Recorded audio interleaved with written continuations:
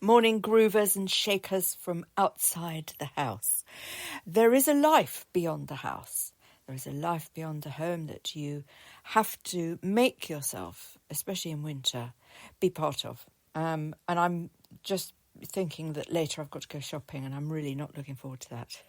But so be it. We grab the car, take Mama, and off we go to Aldi, which is the cheapest. This is proven, it's in which, it must be true, the proven cheapest supermarket in Great Britain. So I'm going there. Now I've decided I'm always obsessed with money. It fascinates me, guys. It absolutely fascinates me how it can come and go. Why it comes and goes, why it comes slower than it goes. Really fascinates me. Now, I've clearly become addicted to buying things. Oh, Romeo's off, that's him gone. I'm intrigued about my capacity for living beyond my means and how that even works. But I thought, well, no, it clearly works because I've got too many credit cards. So I'm in rehab, I'm in spending rehab because I've got a spending addiction. You know, £1,200 on a handbag, that's absurd. What was I thinking? What was I bloody thinking? But, you know, even my sort of little mini spree at Temu last week to buy stuff supposedly for filming, and now I'm not filming. And I've got all this stuff. I've got like 3 catsuits. I mean, I must have bought 20 catsuits in the last decade. And they're all black. What was the point? What was the purpose of having 20 catsuits that are all black? Exactly, ridiculous. Addiction. Now, I've been addicted to various things in my life that I've had to get rid of. Men, mostly. Certain men, I've had to really buckle down and work my willpower. But going shopping is like, isn't it? It's like sleep. It's like having a one-night stand with a very beautiful man who's thick as 2 short planks. It's very unsatisfying afterwards. You don't feel good about yourself, your future, your life, your history, your nostalgia. The rights to a good nostalgic look at your past are all blown up. You know, all of these things are gone when you do something like that. And this is where I've come to with shopping. I've realised that actually it doesn't make me happy. In fact, it makes me sad. And the initial high of pressing buy now on eBay or, sometimes I justify things because I think, no, they're really cheap. It's okay to spend £200 on AliExpress because they're really cheap. I mean, it would have cost me £600 anywhere else. You're still £200 worse off than you were 2 seconds ago before you pressed the button. And I don't like addictions and I don't like losing control. And I feel like all of these credit cards, I've lost control. So it needs to stop. So I'm only doing it for 4 months. Now, I've tried this before and I did do a podcast about it. And I think I lasted a day. It went very badly. And I woke up this morning, actually. Now, I started last night, okay? So I woke up this morning and I nearly went online and bought things. I mean, I can't even remember now what it was that I desperately needed. But I did desperately need them. Of course, I don't desperately need them. So the big thing that I'm doing at the moment is the dressing up trunk for the kids. And I thought, the thing is, going to see the kids is expensive. Actually travelling in the car to go and see the kids because you have to take presents, or I do. And I was doing this, I am doing this dressing up trunk, right, to take for all of them, all my grandkids. There are 4 of them, a boy and 3 girls. And I was thinking, this lovely dressing up trunk, I can get loads of costumes, And the costumes are really cheap. You see, I'm doing it now. They're really cheap. They're on AliExpress. So they're really cheap. You can get really great costumes for under £10. I could buy like 10. It's £100. What's that? That's nothing. Well, of course, it's a lot, isn't it? Of course, it's a lot. So I was looking today at, because I've got all this fabric and sewing equipment, and I've got a sewing machine. I was looking at all this stuff. Sorry, that was Romeo hitting the microphone again. I thought I should make them. So I went online to look at Pinterest, and there's loads of ready-made stuff there. And do you know what I came across? I came across a ringmaster outfit for a little girl. And the front of it was so high up that, you could... It was just far too sexually orientated for a small girl. I mean, she was about 6. And I thought, hang on a minute, that's not good. I mean, the costume was 200 and something pounds. It was a very nice costume. But I could make that, but I'd make it a decent length, because that skirt was ridiculously short. The thing is, it came with knickerbockers, but the clickbait photograph, she didn't have the knickerbockers on. She had fishnet tights on. And you're just thinking, wow, do you know what I mean? So this drew me into traditional clothing, fancy dress costumes.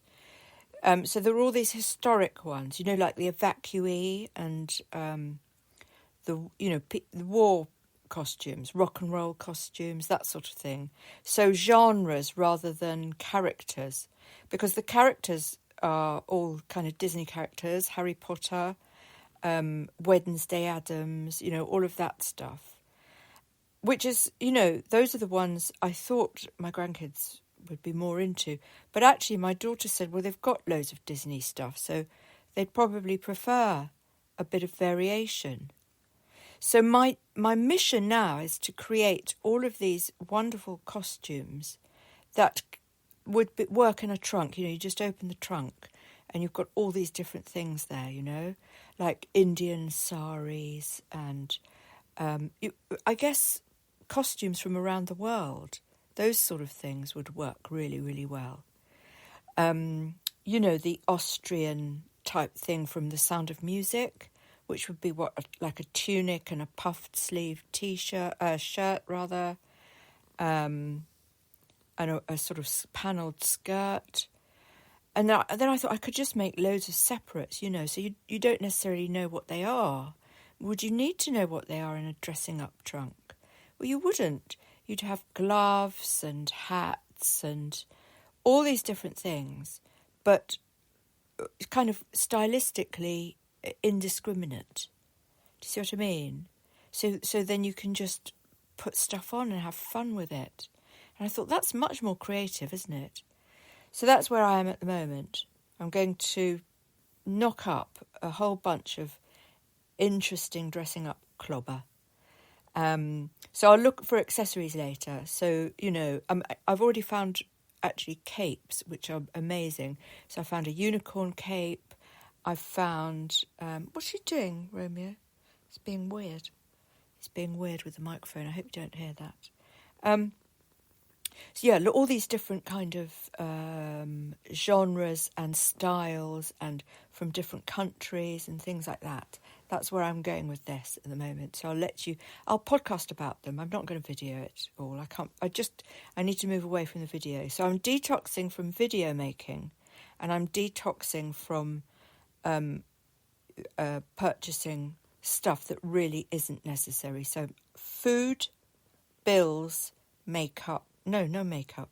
Food, bills, and basic care, I mean, you should see my medicine cabinet. It's brimming. I mean, I've really turned into my mother here.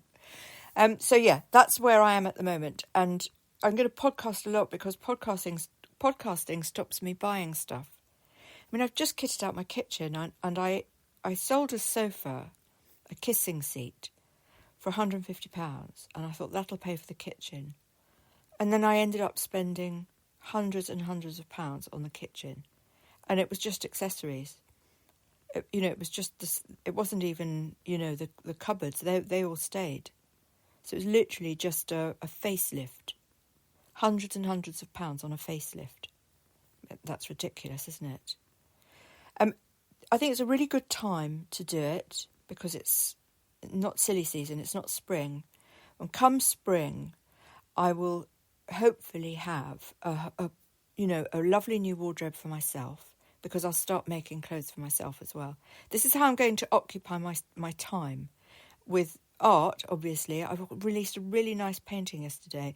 It's actually a painting that I started a while back, and it was dogs and cats, and they were it was a bit surreal. They were kind of mixed up, and they were, when I was first fooling around with it digitally, I do a lot of Photoshoppy type stuff, and I'm always cutting and pasting and almost like a collage. So I was kind of doing stuff like that with it. And I got to the point where I thought, oh, this is rubbish. But then I found it yesterday, and I just thought, oh, this is really good, actually. I really like this. So I finished it off with my paintbrushes on Procreate, and I've put that up on my Saatchi site. And it's called In Bed with Cogs and Dats, because they're kind of dogs and cats mixed up. Do you see? I thought that's amused me greatly. It's making me smile. I don't know why, but it's amused me greatly. So that's over on my Saatchi site. I got a bit stressed yesterday about all the Saatchi reproductions, how to display them, perfectly without pixels and all this stuff. I did get a bit freaked out by it, but I think I've got there. My brother's a photographer, and we had a good old chat about it. I'm going to go off and see if I can get GIMP in a minute. So featured book, there will be a featured book today. I'm not sure what it is because I haven't chosen it yet, but I'll go and find a really cool featured book for this show and for my other show, which is the more of my sort of personal stuff.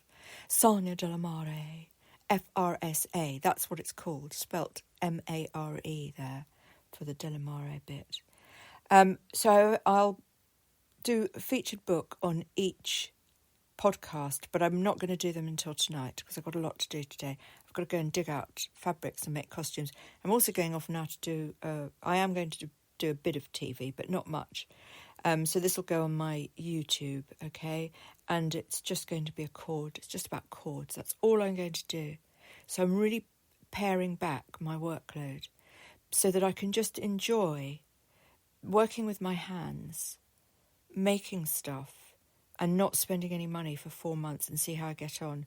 I'm also going to be budgeting in the kitchen. So no more flashy meals and stuff like that, Keep it pared back, keep it simple. And I'll tell you why it's important to keep it simple, because simple food does not give me heartburn. Simple food digests well. Eating less digests well, especially towards the end of the day. I really should stop eating at about 3, to be honest, for a perfect tummy for the rest of the night.